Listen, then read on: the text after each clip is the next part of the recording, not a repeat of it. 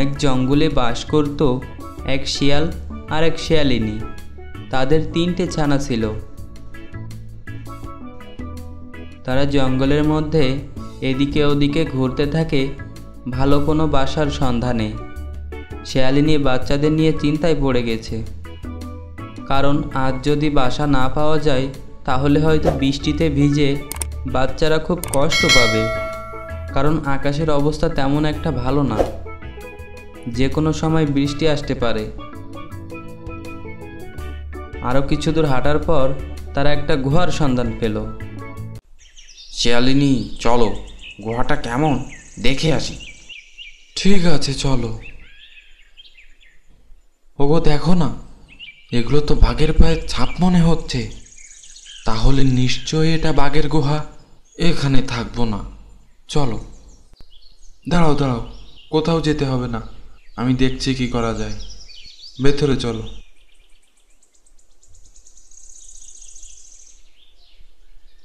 শোনো, যদি বাঘ আসে তাহলে আমি তোমাকে যা যা শিখিয়ে দিচ্ছি তুমি ঠিক তাই তাই বলবে, ঠিক আছে?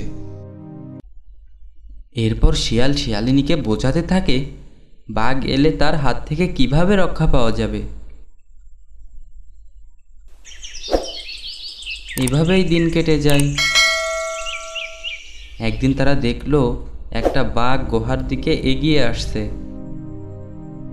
শিয়ালিনী তার বাচ্চাদেরকে বেশ করে চিমটি কাটতে লাগলো, আর বাচ্চাগুলো হাউমাউ করে কান্না শুরু করে দিল।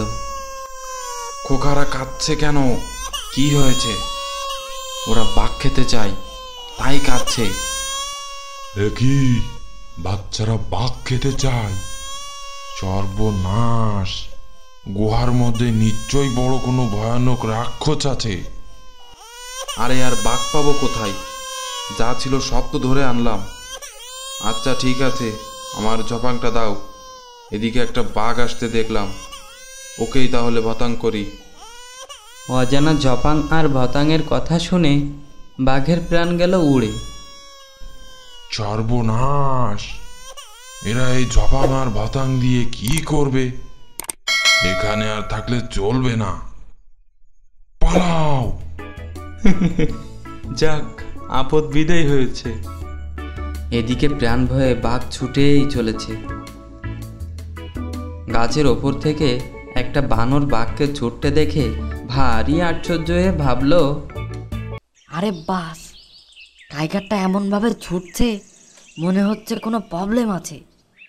আরে ও টাইগার দা, ও টাইগার দা, হোয়াটস দ্য ম্যাটার? এমনভাবে ছুটছো কেন?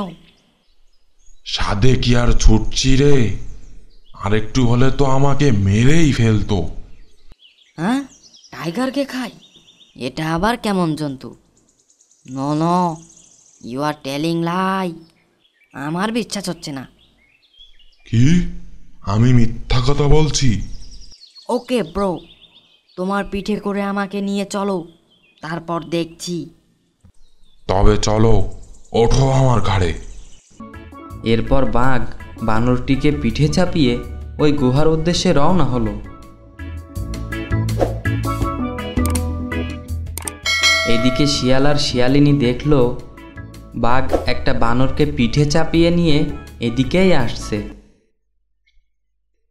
কাছাকাছি আসতেই শিয়ালিনী তার বাচ্চাদেরকে আগেরবারের ন্যায় আবারও চিমটি কাটতে লাগলো, আর বাচ্চাগুলো হাউমাউ করে কান্না শুরু করে দিল।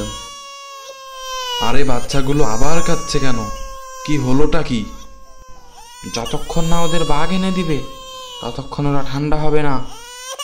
ঠিক আছে, ওদের চুপ করতে বলো। আমি বানরকে বাঘ আনতে পাঠিয়েছিলাম, মনে হচ্ছে ওরা এবার আসছে। শিগগির আমার ঝপাংটা দাও, বেটাকে আজকেই ভতাং করে দিই। আরে বাস, জপাং দিয়ে ভতাং করে দিবে? এখানে আর থাকা যাবে না। গুড বাই টাইগার দা।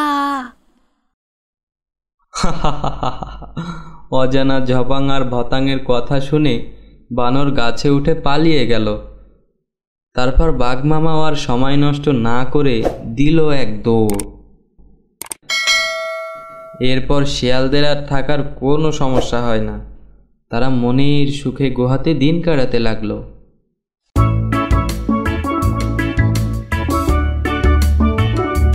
সুপ্রিয় দর্শকবৃন্দু, আমাদের গল্পটি যদি ভালো লেগে থাকে তাহলে এখনই লাইক, কমেন্ট এবং শেয়ার করতে ভুলবেন না। তাছাড়া এরকম মজার মজার গল্প দেখতে চাইলে আমাদের চ্যানেলটি সাবস্ক্রাইব করুন এবং পাশে থাকা বেল আইকনটি অন করে রাখুন।